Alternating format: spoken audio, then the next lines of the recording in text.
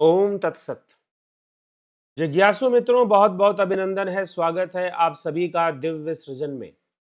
और आज हम एक बहुत ही महत्वपूर्ण विषय पे चर्चा करने वाले हैं और वह विषय है कि क्या परमात्मा बुद्धि से परे है। कई लोग कहते हैं कि क्या परमात्मा बुद्धि से परे है।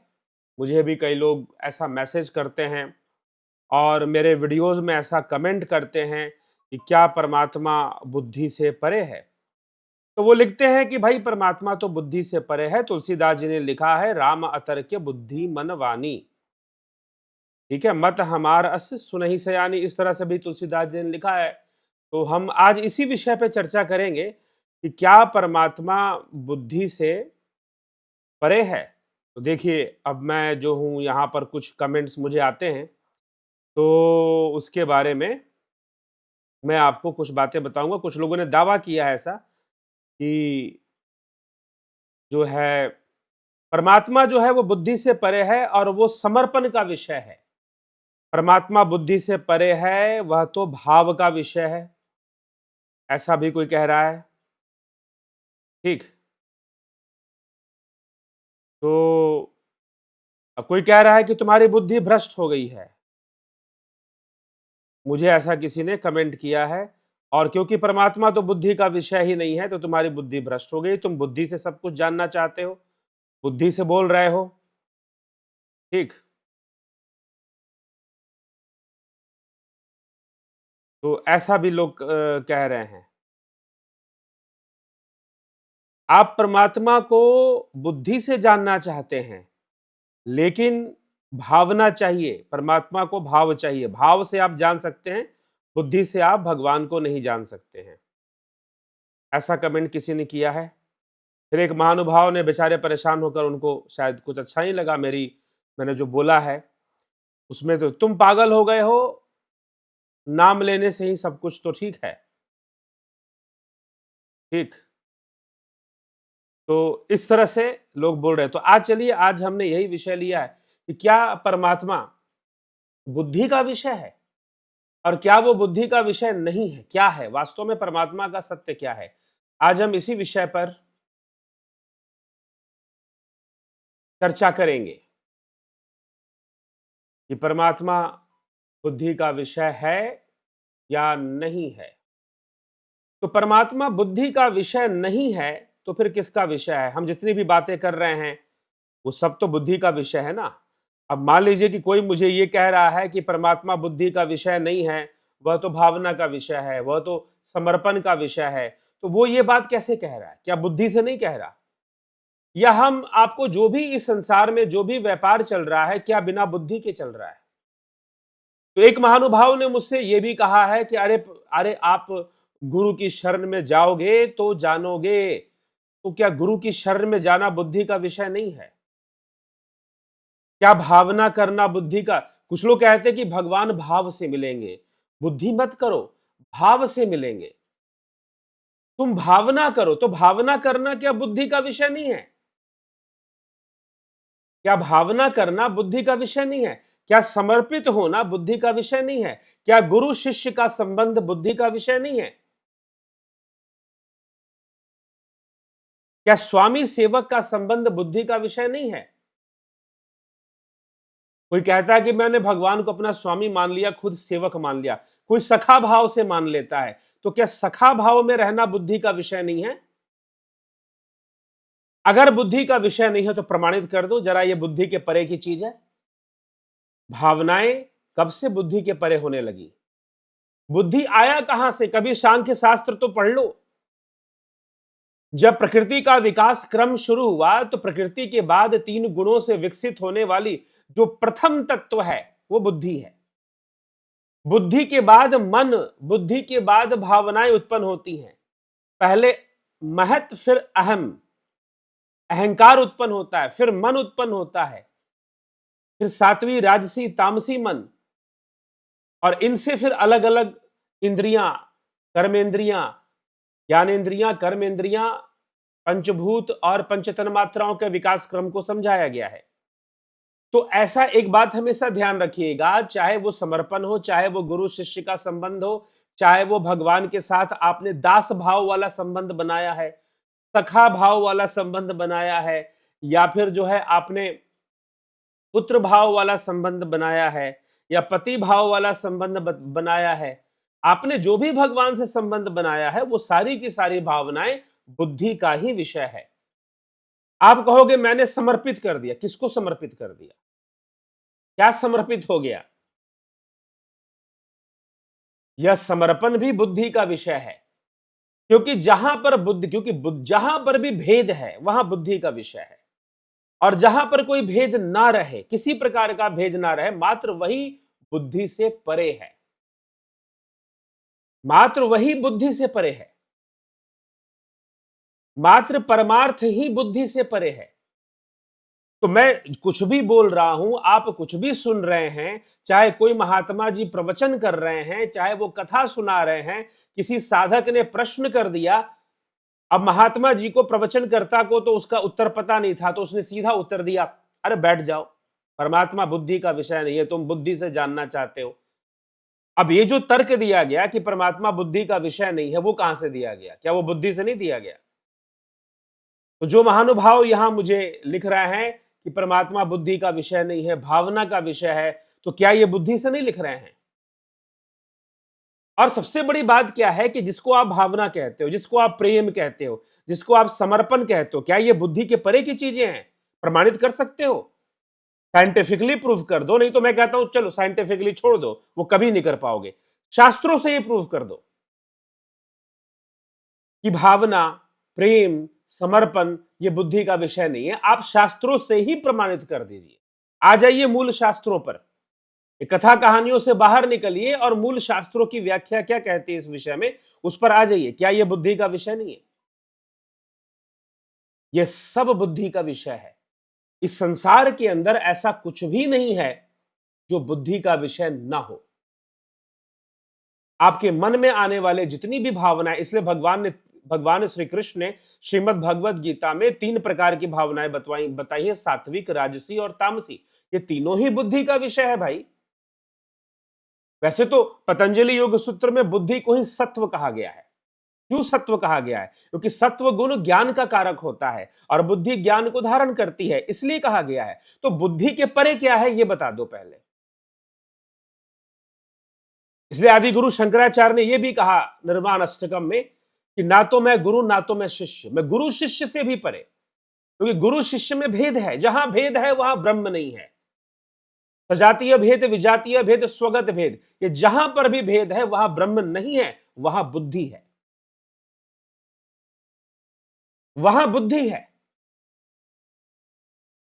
वह आत्मा, वह परमात्मा बुद्धि से परे है, इस बात में कोई संशय नहीं है। लेकिन इसके नाम पर जो बातें प्रचार में लाई गई हैं वो एक ढोंग है, वो एक पाखंड है। क्या पाखंड है? जब आप ये कहते हो कि परमात्मा बुद्धि से परे है, परमात्मा तो भावना का विषय है। अरे भावनाएं भी बुद्धि का ही विषय है। परमात्मा तो प्रेम का विषय है, वह भी, प्रेम भी बुद्धि के अंतर्गत आएगा। वह तो समर्पण की भावना में, वो समर्पण भी बुद्धि के अंतर्गत आएगा। आपने बुद्धि को बस इंटेलेक्ट, जहां पर आप लॉजिक लगाते हैं वहीं पर आपने बुद्धि का अस्तित्व मान लिया है।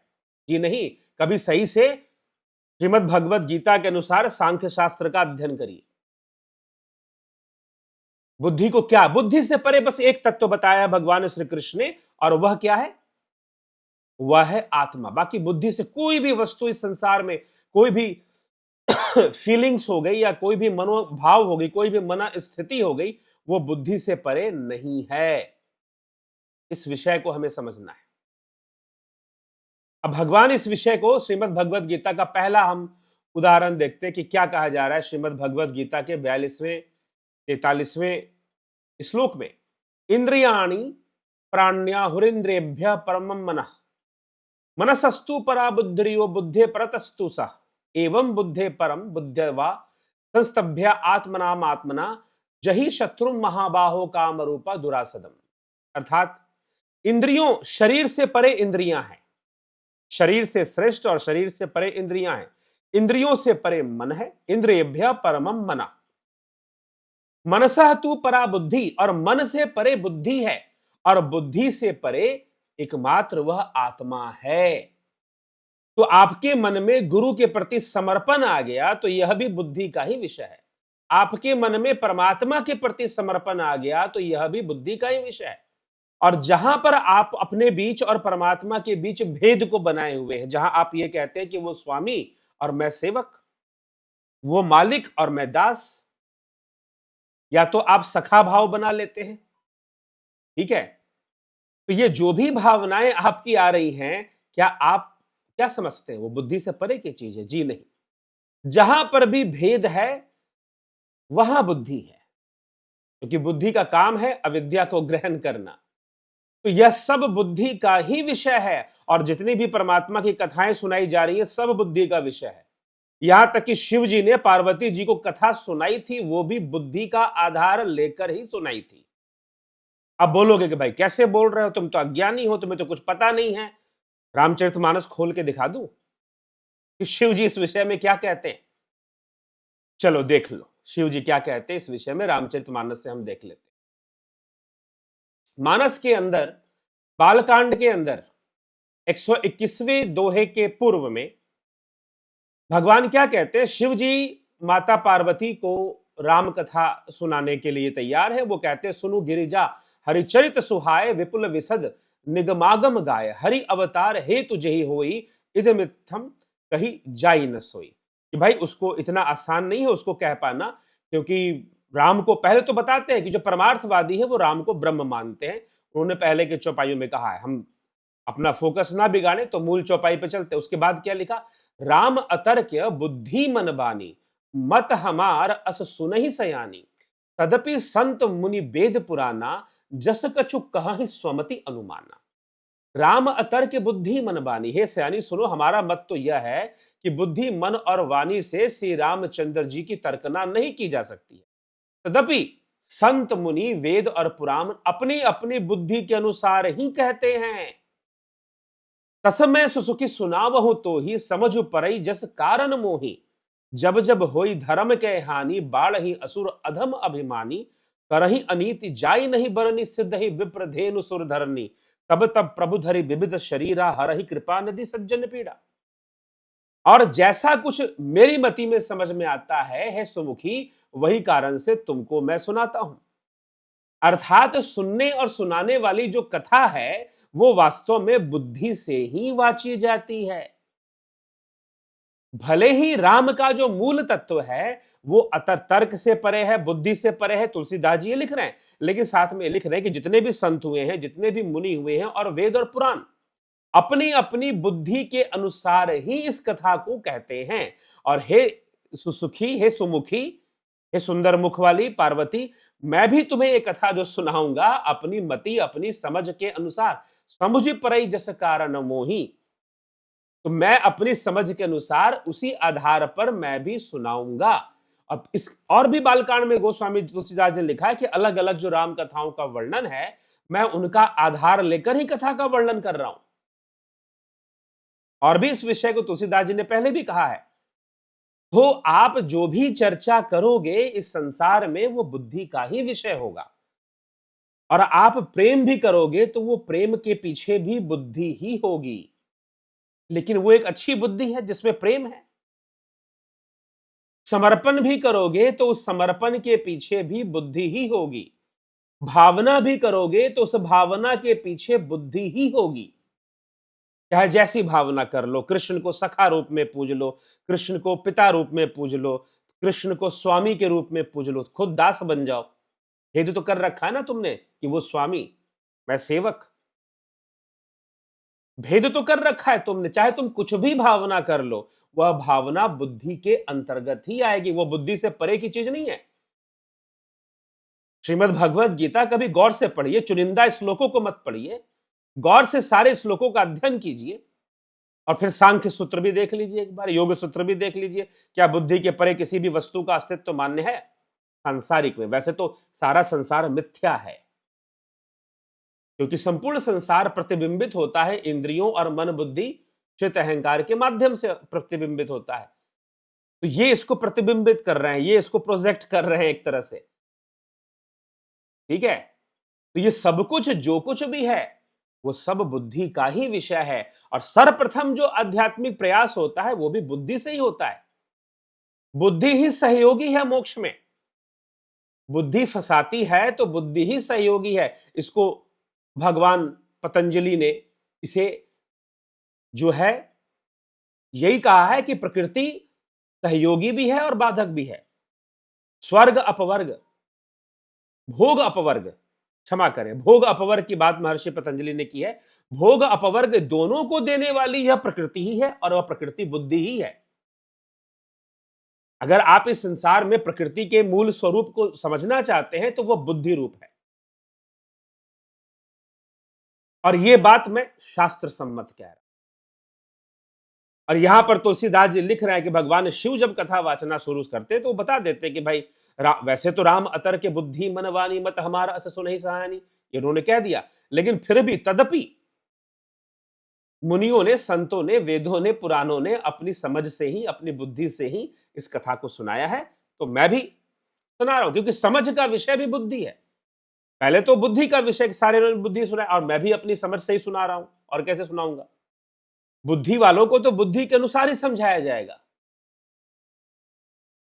तो आप एक बात निश्चित कर लीजिए कि इस संसार में चाहे आप परमात्मा की कैसे भी भावना कर लें, किसी रूप में भावना कर लें, वो संपूर्ण रूप कल्पना और बुद्धि के अंतर्गत ही आएगा। भावनाएं भी बुद्धि के अंतर्गत ही आएंगी। भावनाएं बुद्धि से, तो लोग कहते हैं अरे नहीं बुद्धि से नहीं मिलेगा, भावना से मिलेगा। अरे क्या खाक भावना से मिलेगा? जो भावातीत है वो भावना से क्यों मिलेगा? भावातीत का मतलब क्या होता है? भावातीतम त्रिगुण रहितम, भावातीतम जो भाव से परे है, त्रिगुण रहितम जो तीन गुणों से परे है, मुक्त है उससे, उसे ब्रह्म कहते हैं। वो आत्मा है। उपनिषद भी कुछ ऐसा ही कहते हैं। आइए उपनिषदों का हम एक प्रमाण लेते हैं। उपनिषद इस विषय में क्या कहते हैं? तो सर्वप्रथम कठोपनिषद में क्या कहा गया है? कठोपनिषद के दूसरे अध्याय के तीसरे श्लोक में संभवतः यह कहा गया है, नयमात्मा प्रवचनेन लभ्यो न मिथ्या न बहुना श्रुतेन यमे वैश्य वृणुतु तेन लभ्य सत्यैष आत्मा विरुणुते तनुक्ष्वाम। तनुंग अर्थात अयम आत्मा, यह परब्रह्म परमात्मा न तो प्रवचन से, यहां उपनिषदों में ज्यादातर जगह आत्मा शब्द का प्रयोग है, लेकिन टीकाकार महोदय हमेशा उसे परमात्मा लिख देते हैं क्योंकि उपनिषद मत के अनुसार आत्मा परमात्मा में कोई भेद नहीं माना गया। अब यहीं पर देख लीजिए, श्लोक में कहीं भी परमात्मा नहीं लिखा, लेकिन टीकाकार महोदय परमात्मा लिख रहे हैं क्योंकि उपनिषद मत के अनुसार आत्मा परमात्मा में भेद माना ही नहीं गया है। अयम आत्मा, यह परब्रह्म परमात्मा ना तो प्रवचन से, ना तो बहुत सुनने से, ना मिथ्या मतलब बुद्धि से नहीं, और ना ही बहुत प्रवचन सुनने से, और ना बहुत सुनने से ही प्राप्त हो सकता है। जिसको यह स्वीकार कर लेता है तेन एव लभ्य, उसके द्वारा प्राप्त किया जाता है। और यह परमात्मा उसके लिए अपने यथार्थ स्वरूप को प्रकट करेगा या कर देता है। विवृणुते, यथार्थ स्वरूप में आप उसको जान लेते हो। लेकिन यह सब तब होता है जब आप बुद्धि की परावस्था में पहुंचते हैं। इसी प्रकार से मुंडकोपनिषद में भी यही श्लोक मिलता है, नयम आत्मा प्रवचनेन लभ्यो न मिथ्या न बहुना श्रुतेन। ठीक है, स्पष्ट है? तो इसको भी हम आपको दिखाना चाहते हैं। ये देख लीजिए श्लोक, नयम आत्मा प्रवचनेन लभ्यो न मिथ्या न बहुना श्रुतेन। कठोपनिषद और मुंडको दोनों में इसका प्रमाण विद्यमान है। तो बुद्धि का जो विषय है, परमात्मा बुद्धि से निश्चित रूप से परे है। लेकिन आपने जो अब इसमें ढोंग या इसमें गलत बात क्या है? गलत बात यह है कि बुद्धि से नहीं मिलेगा, भावना से मिलेगा। तो भाई ये भावना क्या बुद्धि से परे की चीज है? बता दो, प्रमाणित कर दो। बस शास्त्रों से प्रमाणित कर दो तो कर सकते हो तो करके दिखा दो। वैज्ञानिक रूप से प्रमाणित करके दिखा सकते हो तो दिखा दो। दोनों तरीके से प्रमाणित नहीं होने वाला। जो आप बोलते हो कि परमात्मा बुद्धि से नहीं मिलेगा, भावना से मिलेगा, परमात्मा प्रेम से मिलेगा, समर्पण, ये तीनों ही बुद्धि का ही विषय है। अब मैं ये नहीं कहता कि भावना नहीं करनी चाहिए या प्रेम नहीं करना चाहिए या समर्पण नहीं करना चाहिए, लेकिन ये सब बुद्धि के ही मार्ग हैं। बुद्धिजनक मार्ग ही है ये सब। बुद्धि के द्वारा ही उत्पन्न किए गए मार्ग हैं। ये मार्ग गलत है मैं ये नहीं कह रहा, ध्यान रखिएगा। परमात्मा प्राप्ति में अपनी बुद्धि को भावना, समर्पण और प्रेम में ले जाना गलत नहीं है, लेकिन परमात्मा स्वयं बुद्धि से परे है, तो वो प्रेम से भी परे है, समर्पण से भी परे है और भावना से भी परे है। ठीक है? तो बुद्धि की परावस्था में जाना पड़ेगा। बुद्धि की परावस्था कब आएगी? जब बुद्धि का भेद खत्म होगा। बुद्धि में जो गुणों का भेद है, जो गुणों की विषमता है, जब वो समाप्त होगी, और जब वो समाप्त होगी तो वो समाप्त और बुद्धि जब दोनों मिल जाएंगे तो क्या हो जाएगा? सम प्लस धी, समाधि हो जाएगी। तो परमात्मा का साक्षात्कार मात्र समाधि में संभव है, जहां कोई भावना नहीं है, जहां कोई प्रेम या समर्पण वाली बात नहीं, क्योंकि इन सब के टिकने के लिए बुद्धि चाहिए। लेकिन उसके पहले वो एकाग्रता, वो समर्पण साधना में चाहिए।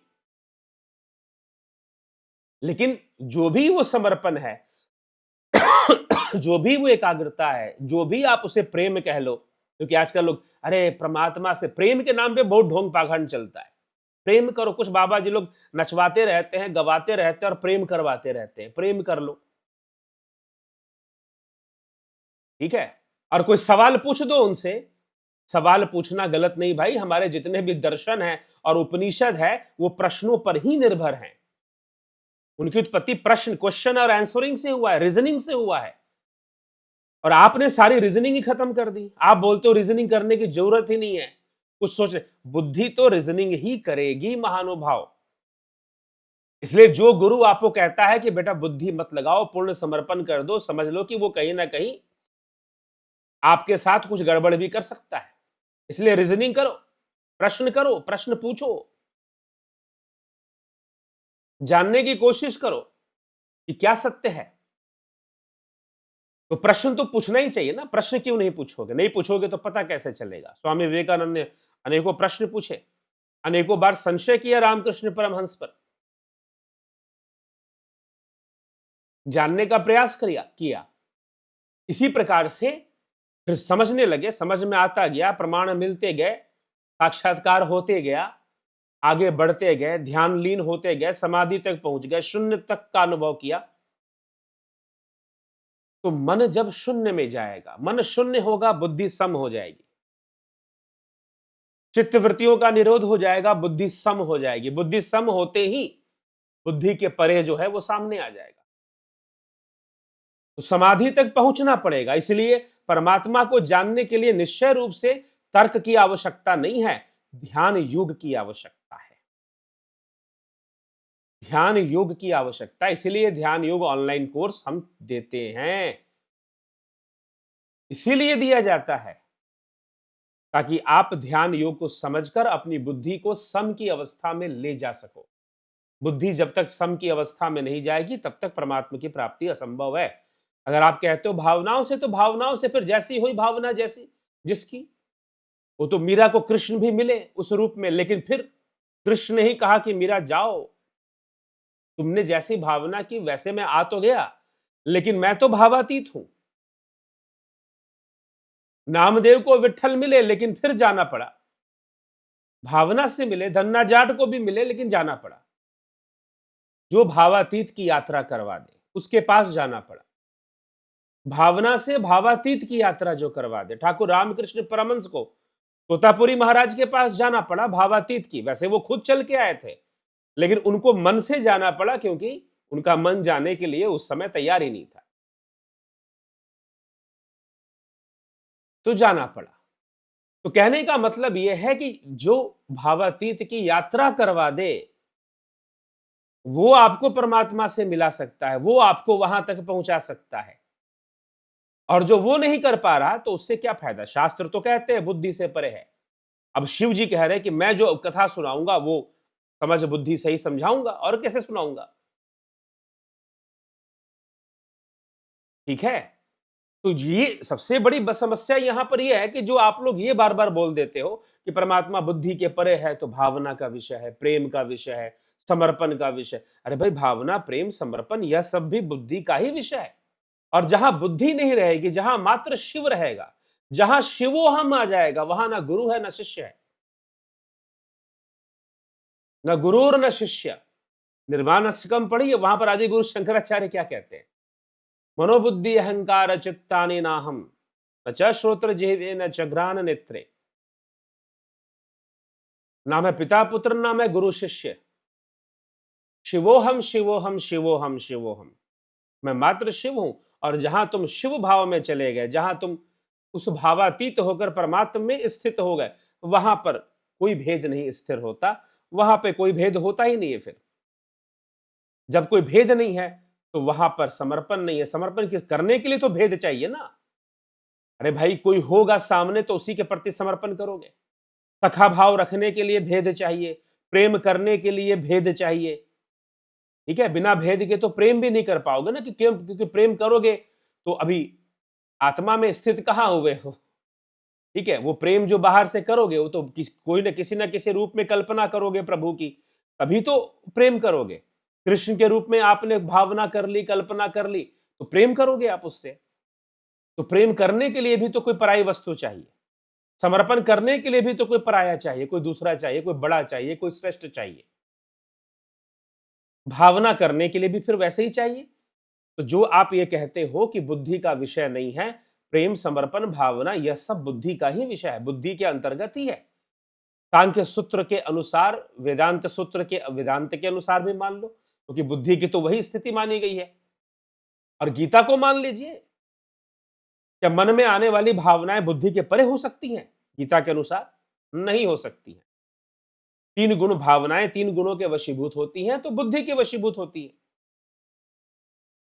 तो इसीलिए अगर हमें वास्तव में परमात्म शक्ति को प्राप्त करना है, ईश्वर लीन होना है या ईश्वर स्थित होना है, तो हमें समाधि तक पहुंचना होगा।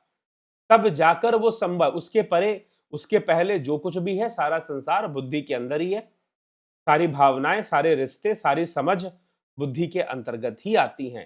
चाहे वो कथा प्रवचन सुनाया जाए, चाहे रो रो के सुनाया जाए। एक कथावाचक थे, वो रो रो के कथा सुना रहे थे, तो किसी ने कहा कि ये बुद्धि से नहीं सुना रहे हैं, ये तो प्रेम भाव से सुना रहे हैं। अरे वो प्रेम भाव क्या बुद्धि के परे की वस्तु है? तो यही बात, अगर आपको लगता है कि परे की है तो प्रमाणित करके दिखाओ कि बुद्धि के परे की वस्तु है। जी नहीं, संपूर्ण भेद बुद्धि ही ग्रहण करती है, और बुद्धि के अंतर्गत ही सारी भावनाएं, क्योंकि भावनाएं भी तीन प्रकार के हैं, सत्व, रज और तम। अगर ये तीन गुणों के अंदर भावनाएं हैं तो फिर वह बुद्धि के अंतर्गत ही आएंगे। चलिए, यही विषय था, समझने के लिए मैंने कहा आप इस रहस्य को, बुद्धि से परे जाने की जो विद्या है वही ध्यान योग की विद्या है, वही स्वर योग की विद्या है। आप इन दोनों पर ये कोर्सेस दिए जाते हैं, आप इनका लाभ उठा सकते हैं। और ध्यान योग मूल रूप से समाधि तक कैसे पहुंचना है, केवली अवस्था तक कैसे पहुंचना है, और शून्य तक कैसे पहुंचना है, उसी को बताया जाता है। किस प्रकार के अभ्यास करने चाहिए कि मन को शून्य अवस्था में ले जाया जा सके, क्योंकि शून्य अवस्था भी कोई कल्पना का विषय नहीं है, कोई मान लेने का विषय नहीं है। क्योंकि जहां मानने का विषय आएगा वहां तो वह बुद्धि का ही विषय। तो टेक्निक्स को फॉलो करते हुए, युक्तियों को फॉलो करते हुए कैसे मन को उस शून्य स्तर पे पहुंचा देना है, लेवल पे पहुंचा देना है, वहां बुद्धि सम हो जाती है। तो वहां आत्म स्थिति, स्वरूप की अवस्था, तद दृष्टु स्वरूपे अवस्था नाम, जो महर्षि पतंजलि ने कहा, तो वहां की उस अवस्था की प्राप्ति फिर हो जाती है। तो यह बुद्धि का विषय नहीं है, जो बाबा जी लोग आपको बार बार कह रहे हैं कि बुद्धि से मत सोचो। ठीक है, वो खुद भी ये बात बुद्धि से कह रहे हैं, और प्रेम, समर्पण, भावना भी सब बुद्धि के अंतर्गत ही आएंगे, बुद्धि से परे नहीं आ सकते। ठीक है, तो चलिए, और यह बात जो मैंने कही है वो शास्त्र अनुकूल कही है। आप इस पे विचार करना, और मैंने भी अपनी बुद्धि से समझकर ही कही है, अध्ययन से समझकर ही कही है। हाँ, अब उस परमात्मा को समझना या उसकी अवस्था का अनुभव करना, वो समझने का विषय नहीं है। ज्ञानम बंधा, ज्ञान तो बंधन है। ज्ञान का विषय यह है कि हम उस परमात्मा तक पहुंचे कैसे, बस वहां तक हम चर्चा कर सकते हैं, उस क्रिया की चर्चा कर सकते हैं, उसके विषय में चर्चा कर सकते हैं, प्रेरणाएं दे सकते हैं। सारी प्रेरणाएं बुद्धि में ही मिलने वाली है। लेकिन हम वहां तक पहुंचे, उसके लिए जो हमें अभ्यास करना है, उसके लिए अपने बुद्धि को भी तैयार करना, उसके लिए अपने मन, बुद्धि सहयोगी बनती है समाधि तक पहुंचने में।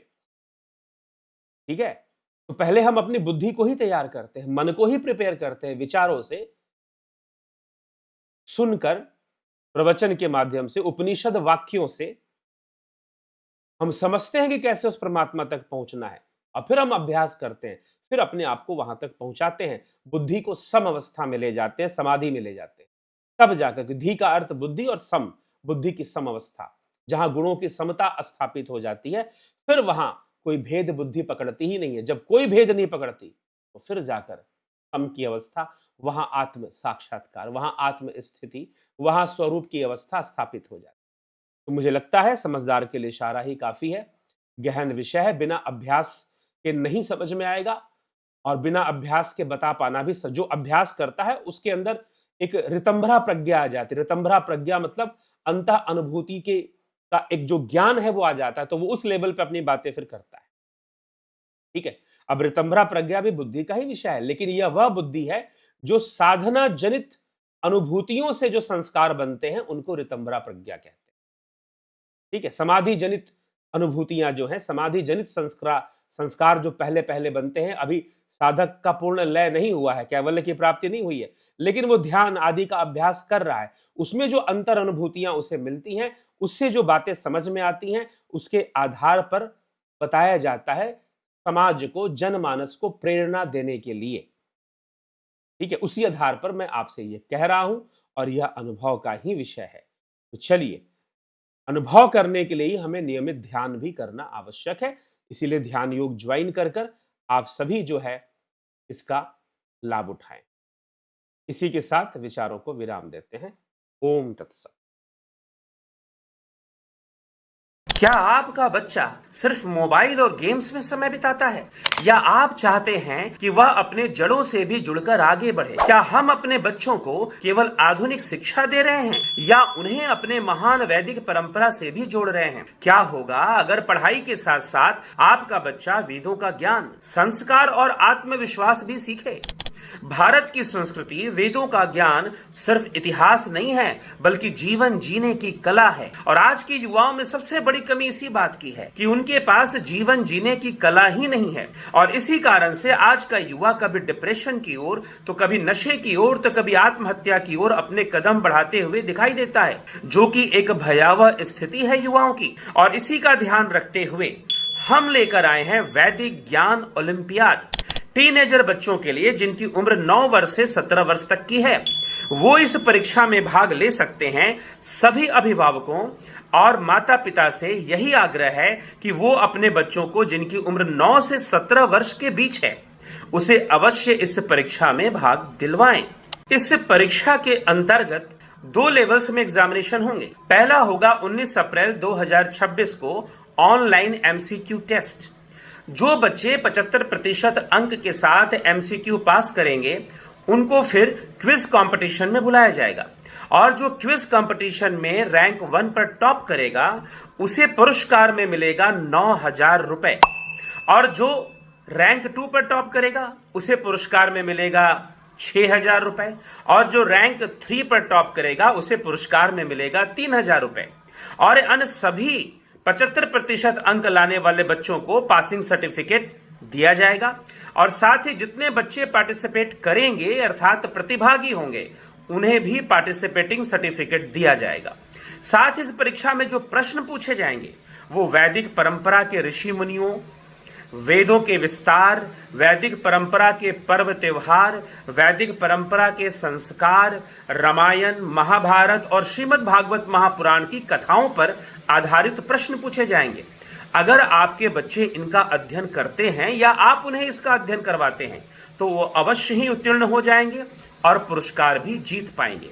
तो विलंब ना करें, 16 अप्रैल 2026 से पहले आप इसका पंजीकरण कर लें। हमारे इस क्यूआर कोड को आप स्कैन कर लें। स्कैन करते ही आप पेमेंट पेज और रजिस्ट्रेशन फॉर्म की ओर रीडायरेक्ट हो जाएंगे। रजिस्ट्रेशन फॉर्म भरकर अपनी डिटेल्स फिल करके आप सबमिट कर दें। साथ ही रजिस्ट्रेशन शुल्क मात्र ₹200 भी जमा कर दें। जल्दी करें, अगर 16 अप्रैल से पहले आपका फॉर्म जमा हो जाएगा तभी आप इस प्रतियोगिता परीक्षा में भाग ले पाएंगे।